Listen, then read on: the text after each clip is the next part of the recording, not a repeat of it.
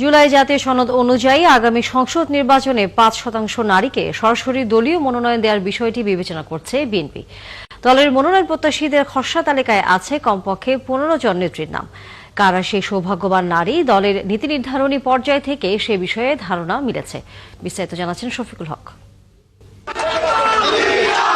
আগামী জাতীয় সংসদ নির্বাচন ঘিরে বিএনপির প্রার্থী বাছাই প্রায় চূড়ান্ত। সম্প্রতি 10 সাংগঠনিক বিভাগের মনোনয়ন প্রত্যাশীদের সঙ্গে মতবিনিময় করেছেন বিএনপির ভারপ্রাপ্ত চেয়ারম্যান তারেক রহমান।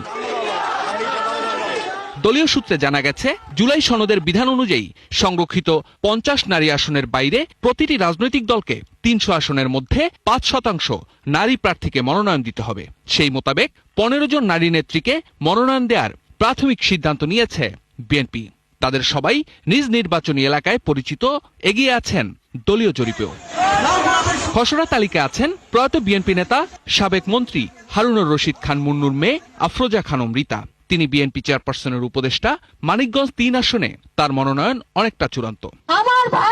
ঢাকা 14তে সবুজ সংকেত পেয়েছেন মায়ের ডাক নামক সংগঠনের সমন্বয়কারী সানজিদা তুলি। তার ভাই বিএনপি নেতা সাজিদুল ইসলাম সুমন গুম হওয়ার পর তিনি এই সংগঠন গড়ে তোলেন। গুম নিয়ে সোচ্চার ভূমিকায় দেশ বিদেশে তিনি বেশ প্রশংসিত হন। সংরক্ষিত নারী আসনের সাবেক সাংসদ রেহানা আক্তার রানু মনোনয়ন পেতে পারেন। ফেনী 2 আসনের মনোনয়ন জরিপে তিনি বেশ এগিয়ে আছেন। নাটোর 1 আসনে মনোনয়ন পেতে পারেন সাবেক যুব ও ক্রীড়া প্রতিমন্ত্রী প্রয়াত ফজলুর রহমান পটলের মেয়ে জেলা বিএনপির যুগ্ম আহ্বায়ক ফারজানা শারমিন পুতুল। আওয়ামী লীগ শাসনামলে সরকারি বাধায় সঙ্গীত থেকে অনেকটা দূরে সরে যান বেবি নাজনীন। স্বাচ্ছন্দ্যে কাজ করতে না পারায় বেদনা নিয়ে দেশ ছাড়তে বাধ্য হন তিনি। বিএনপির রাজনীতির সাথে সম্পৃক্ত থাকায় নীলফামারী 4 আসনের মনোনয়ন আলোচনায় তিনিও আছেন। জিয়াউর রহমানের হাতে গড়া দল বিএনপির প্রতিষ্ঠাতাকালীন নেতা মশিউর রহমান জাদু মিয়ার মেয়ে রিটা রহমান রংপুর 3 আসনে মনোনয়ন পেতে পারেন। সঙ্গীতের পাশাপাশি বিএনপির রাজনীতিতে বেশ সক্রিয় কনক চাপা। সিরাজগঞ্জ 1 আসনে দ্বিতীয়বার বিএনপির পক্ষে নির্বাচনের লড়াইয়ের টিকিট পেতে পারেন তিনি। শেরপুর 1 আসনে ধানের শীষ প্রতীকের প্রার্থী হতে পারেন জেলা বিএনপি নেতা হযরত আলীর মেয়ে চিকিৎসক সানসিলা জেবরিন প্রিয়াঙ্কা। 2018 সালেও তিনি বিএনপির মনোনয়ন পেয়েছিলেন। ছাত্র রাজনীতি থেকে উঠে আসা জাতীয়তাবাদী মহিলা দলের সিনিয়র যুগ্ম সাধারণ সম্পাদক ও বিএনপির সহ শিক্ষা বিষয়ক সম্পাদক হেলেন জেরিন খান। মাদারীপুর 2 আসনে সবুজ সংকেত পেয়ে মাঠে কাজ করছেন এই নারী নেত্রী। বর্ষিয়ান রাজনীতিক বিএনপির সাবেক মহাসচিব ও সাবেক মন্ত্রী ওবায়দুর রহমানের মেয়ে শামা ওবায়েদ।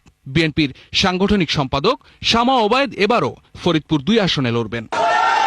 বিএনপির দুর্গ হিসেবে পরিচিত ফরিদপুর 3 আসন পুনরুদ্ধারের লড়াইয়ে এবার মাঠে নামবেন চৌধুরী কামাল ইবনে ইউসুফের মেয়ে নায়াবা ইউসুফ। বাবার মৃত্যুর পর তার মেয়েকে যোগ্য উত্তরসূরি মনে করছে বিএনপির নীতি নির্ধারকরা। বিএনপির ভারপ্রাপ্ত চুনারুঘাট ও মাধবপুর নিয়ে হবিগঞ্জ 4 আসনে সাবেক নারী সাংসদ শাম্মী আক্তার মনোনয়ন পাওয়ার আলোচনায় আছেন। বিএনপি নেতা এম ইলিয়াস আলী গুমের পর তার স্ত্রী তাহসিনা রুশদি লুনা রাজনীতিতে সক্রিয় হন। স্বামীর জনপ্রিয়তা আর নিজের আন্তরিকতা দিয়ে অল্প দিনেই স্থানীয় বিএনপিতে তিনি গুরুত্বপূর্ণ হয়ে ওঠেন। আসছে নির্বাচনে সিলেট 2 আসনে তার উপরেই আস্থা রাখতে পারে বিএনপি। স্বামী সাবেক সংসদ সদস্য জুলফিকার আলী ভুট্টোর মৃত্যুর পর উপনির্বাচনে অংশ নিয়ে 2000 সালে রাজনীতিতে আসেন ইলেন ভুট্টো। এরপর 2001 সালের সাধারণ নির্বাচনে বিএনপি থেকে প্রার্থী হয়ে আওয়ামী লীগের প্রবীণ নেতা আমির হোসেন আমুকে পরাজিত করেন। এবারের নির্বাচনেও ঝালকাঠি 2 আসনে ধানের শীষের ঝান্ডা তার হাতেই যাবার কথা শোনা যাচ্ছে। যশোরের ঝিকরগাছা উপজেলার সাবেক চেয়ারম্যান সাবিরা নাজমুল মুন্নি, তার প্রয়াত স্বামী জেলা বিএনপির কোষাধ্যক্ষ নাজমুল ইসলাম 2011 সালে অপহরণের পর খুন হন। স্বামীর মৃত্যুর পর গৃহিণী থেকে রাজনীতিতে আসেন মুন্নি। যশোর 2 আসনে তার মনোনয়ন পাওয়ার সম্ভাবনা বেশি।